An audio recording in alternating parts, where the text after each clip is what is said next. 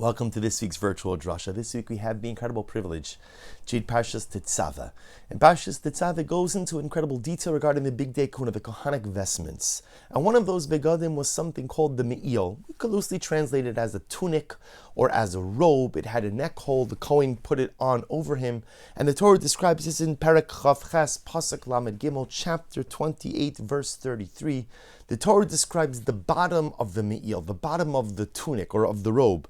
Va'asisa al shulav rimone tcheles va'argamon vitola ashani al shulav saviv upa'amone zahav besocham saviv. So the Torah describes as follows, that on the bottom, we'll call it on the hem, really there wasn't a hem, but on the actual bottom of the garment, you had a series of bells and pomegranates. Pa'amonim, bells, and rimonim, pomegranates. Now, of course, the pomegranates weren't literal pomegranates, but rather, again, they took the shape of a pomegranate woven out of blue wool, purple wool, and red wool. Magnificently beautiful. Tcheles, argamon, tola ashani. And Rashi explains that, in fact, there was a pomegranate and a bell, pomegranate and a bell, pomegranate and a bell. This was the bottom. This was on the bottom of the Me'il. And what's interesting to note is as follows.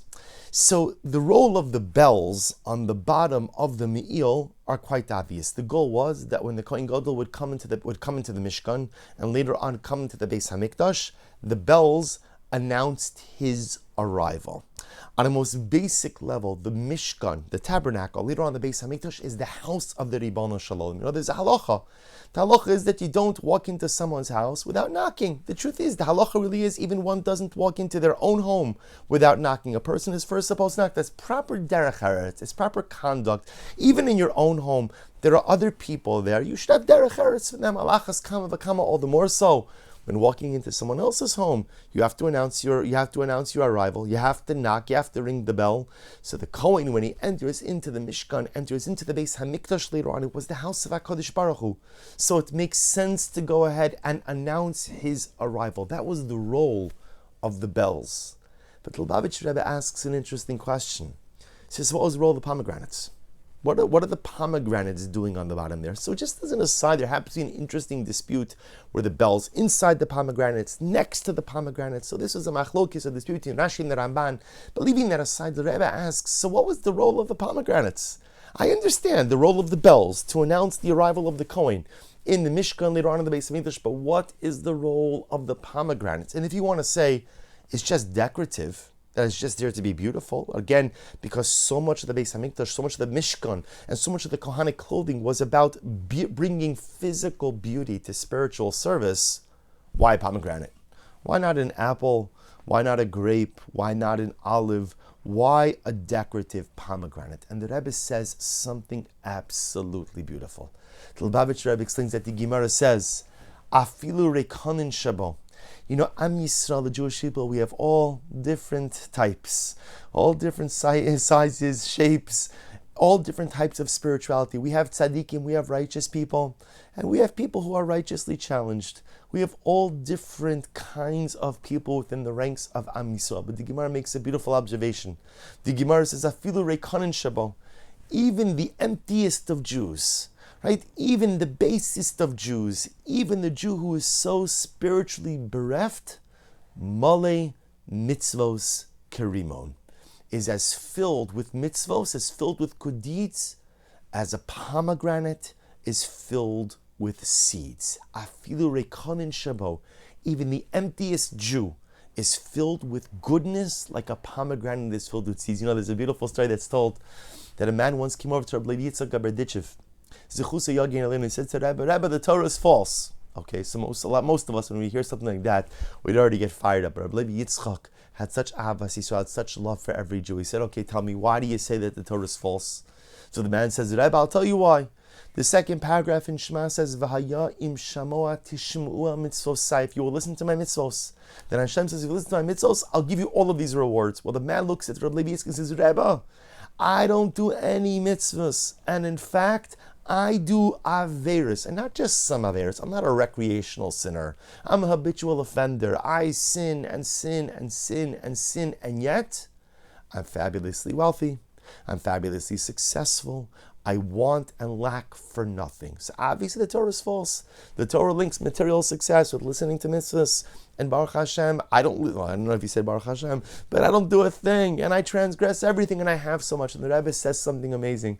Rabbi Levi Yitzchak looked at this Jew and he said, my precious Jew, my Tyrikin, my precious child, the fact that you could ask me that question means that you've read Kriyas Shema at least one time in your life.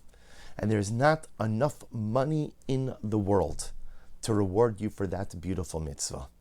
And that's the Gemara means, Afilu rekonin sheba. Even the emptiest of Jews, even the most base person, is filled with goodness, is filled with mitzvahs, is filled with holiness, like a pomegranate is filled with seeds. And says the Lubavitcher Rebbe, that was the message. You see, the Kohen wears the pomegranate on the bottom of his garment. Because there are some people who are so low, some people who are so bereft of holiness that literally they're like dragging against the floor. But even those Jews who are dragging against the floor, even those Jews who are so empty of what appears to appear apparently empty of all goodness, are still pomegranates. The pomegranate might be dragging against the floor, it might be really low down, it might be on the bottom of the garment, but it's a pomegranate nevertheless. You see, it was the job of the Kohen to be the representative of Am Yisrael. And when you are the representative of the Jewish people, you're not just the representative of the spiritual elite. You're not just a representative of the holy. You're not just a representative of those who do what they're supposed to do, but we're all part of Am Yisrael. Whether you're a tzaddik or whether you're a pomegranate, whether you're up high or whether you're the lowest of the low, we're one people, we're one nation, and we bear a mutual responsibility for one another. And the Kohen, when he entered into the Mishkan, and later on into the Beis HaMikdash, when he came before God, he came with Klal Yisrael, with the Jewish people on his shoulders. And Klal Yisrael is not just the tzaddikim. It's not just the righteous. It's not just the learned. It's not just those who do what they're supposed to do. But it's those who are really low also. It's those who are base. It's those who are bereft. Because even those, Malay, Mitzvos, Kirimon, have as much goodness and as much holiness as a pomegranate had seeds. This pomegranate on the bottom of the Kohen's garment, on the bottom of his me'il, was there to represent the Jews who had lost their way, the Jews who had lost their light, and to remind the Kohen and to remind all of Am Yisrael that even those who look so far and even those who look so lost and so bereft are Mali Mitzvos Kerimon, are filled with holiness, filled with goodness, like a pomegranate is with seeds. And it's an important lesson for us also. Because, there are times in life when I feel lost. And I feel like I don't have my light. And I feel like I'm not the person I want to be, and I'm not living the life I want to lead. And sometimes it's because I've made dramatic mistakes, and sometimes those mistakes, they're doozies. And sometimes, again, I feel like I'm never going to recover from that mistake. And I feel as a result of the mistakes that I've made, there's no course correction. I'm just done. And so comes Parshas Titzaveh and says, even if you're feeling low, even if you feel like you're dragging on the ground, even if you feel that I've made so many bad decisions, so many terrible life choices, that I'm stuck, I'm at the end of the road. Look at the bottom of the Kohen's me'il. Look at the bottom of his garment. And what are you going to see there? A pomegranate. And what does that pomegranate represent? That pomegranate represents me. That rimon represents me. And it reminds me that even when I make mistakes, and even when I take wrong turns, and even when I mess up, I am still a pomegranate. And just as the pomegranate is filled with seeds, so too am I, even at my lowest point, filled with mitzvos, filled with kedusha, filled with holiness. And it's that knowledge that I'm a pomegranate, even when I'm at my lowest, that gives me the strength, gives me the koach, gives me the resolve, and gives me the hope and optimism to pick myself up and rebuild. We should be zoche, each of us, to activate our inner pomegranate. We should be zoche, Mirat Hashem, that even if we're dragging, to find the strength to lift ourselves back up, find the strength from the me'il, find the strength from the rimon, find the strength from the pomegranate. Wishing everyone a good Erev Shabbos and a beautiful Shabbos Kodesh.